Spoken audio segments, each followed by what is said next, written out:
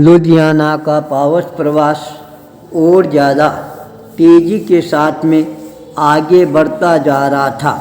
प्रवास ज्यों-ज्यों आगे बढ़ता है त्यों-त्यों अनेकों व्यक्तियों से साक्षात्कार करने का अवसर है, वह भी मेरे जीवन के अंदर अपने आप ही सामने आने प्रारंभ हो जाते हैं।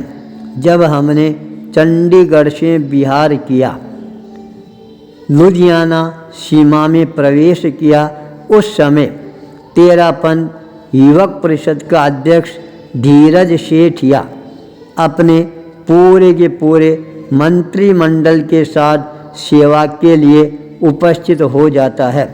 उसका चमकता हुआ दमकता हुआ चेहरा है, वह अपने आप ही मेरे को उसकी ओर आकर्षित करना प्रारंभ कर देता है। उसने बहुत ही विनम्रता के साथ निवेदन किया, मुनिप्रवर, इस बार मेरे को तेरापन युवक परिषद का अध्यक्ष बनने का गौरव प्राप्त हुआ है। बहुत ही मुश्किल कठिनाई पुरुषार्थ के बाद के अंदर मेरे को यह पद की प्राप्ति हुई है और इस बार आपका चातुर्मास है, लुधियाना शहर में हो रहा है। ये मेरे सारे के सारे नव युवक है, पूरी उत्साहित टीम है, ये आपके चरणों के अंदर उपस्थित है और अब इस टीम को और ज़्यादा ऊर्जावान बनाना, यह काम आपका है। मैंने कहा, धीरज, तेरा जैसा नाम है, तू जितनी धीरजता रखेगा, शांति रखेगा, समर्पण रखेगा, सबके प्रति सौहार्द के भाव रखेगा, तो अपने आप ही तेरा जो उठाया हुआ दायित्व है वह तेरे को और ज़्यादा आगे जाकर नई नई ऊंचाइयां पैदा करने वाला बन जाएगा। मेरे मुखारबिंद से निकले हुए शब्द हैं, धीरज के जीवन को अपील करने वाले बन जाती हैं। उसने मेरे को विश्वास दिलाया, चाहे कुछ भी हो जाए, मैं पूर्णतया शांत रहकर सेवा करने का कार्य करता रहूँगा।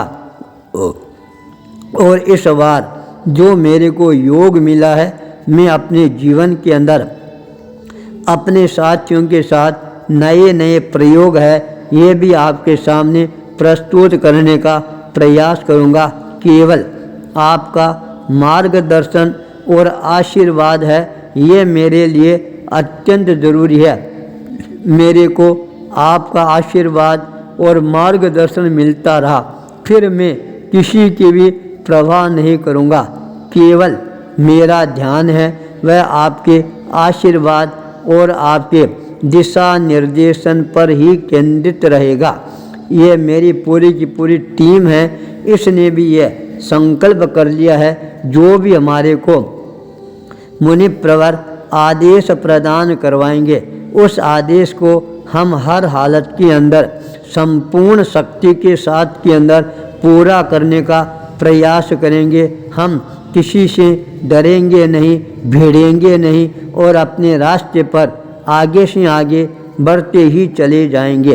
पूरी टीम के अंदर मैंने देखा बहुत ही ज़्यादा उत्साह के भाव जागृत होने प्रारंभ हो जाते हैं।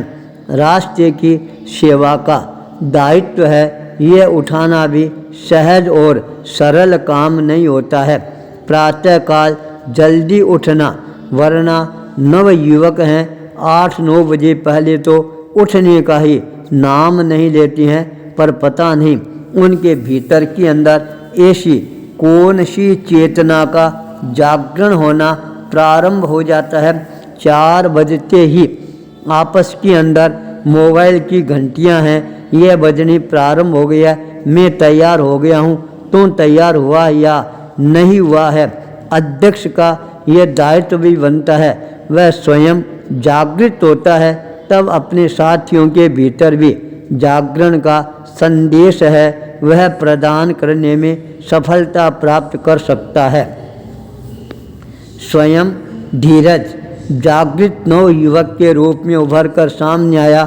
इतना बड़ा व्यापारी होने के पश्चात भी उसने जो समय का नियोजन करना सीखा है, ये मेरे लिए भी बहुत बड़ी प्रेरणा की एक कहानी बन गई है। समय का नियोजन यदि व्यक्ति करना प्रारंभ कर देता है, उसके पश्चात उसके पास के अंदर समय की कभी भी कमी नहीं रहती है।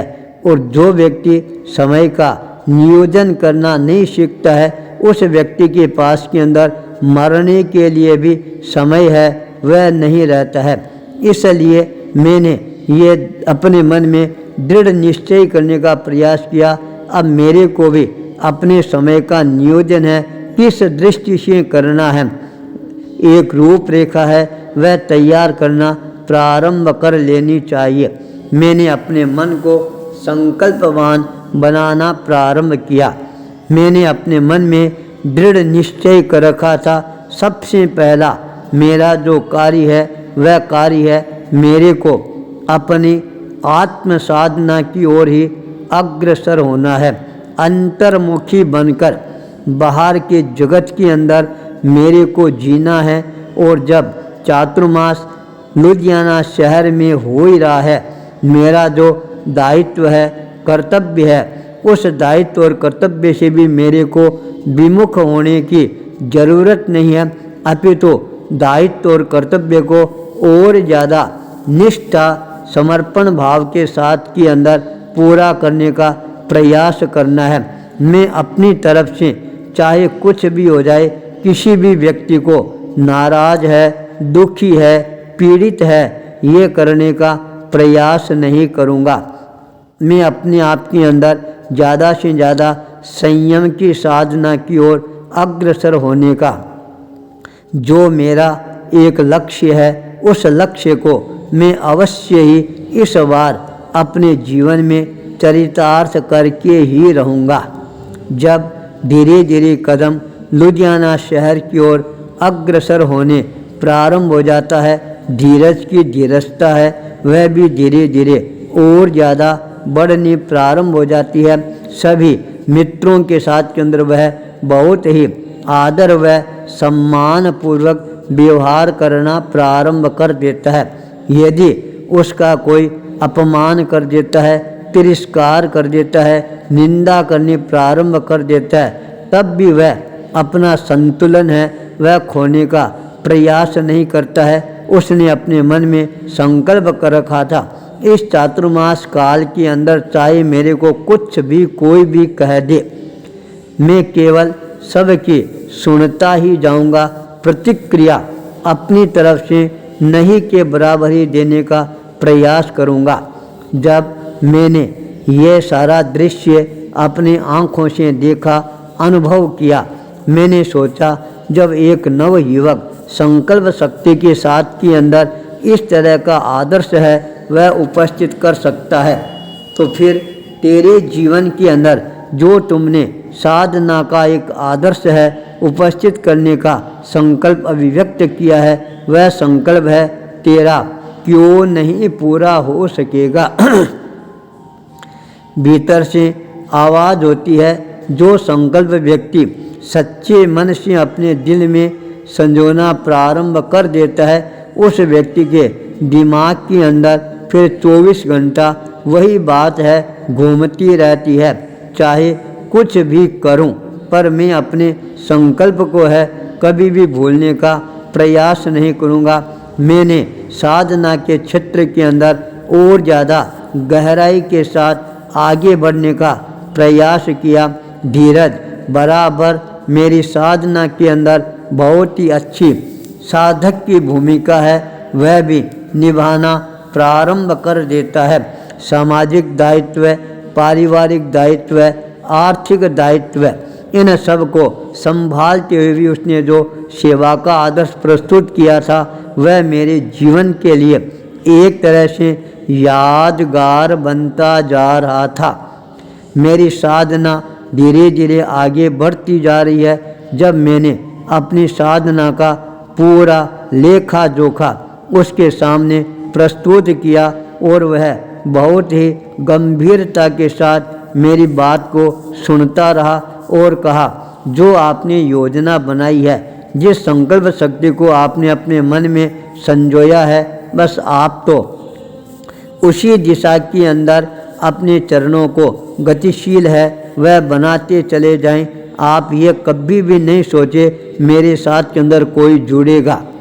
मैंने उसको कहा, मैंने तो संकल्प कर लिया है 21 दिसंबर के बाद मैं अपने आप को केवल अकेला ही महसूस करूँगा। इस दुनिया के अंदर कोई भी मेरा नहीं है। जब मैं साधना के क्षेत्र में अपने कदमों को आगे बढ़ा दूंगा, उसके पश्चात जो व्यक्ति मेरे साथ में जुड़ेगा वही मेरा नया संसार होगा। यह बात सुनकर उसकी आंखों में भी एक नई चमक आ जाती है और मेरे कानों के अंदर केवल एक ही शब्द मेरे को गुंजायमान होते हुए नजर आते हैं, साधना साधना साधना। आचार्य भूपेंद्र, सुमन कुंज, गोकलपुरा, जयपुर, कालवाड़ा रोड।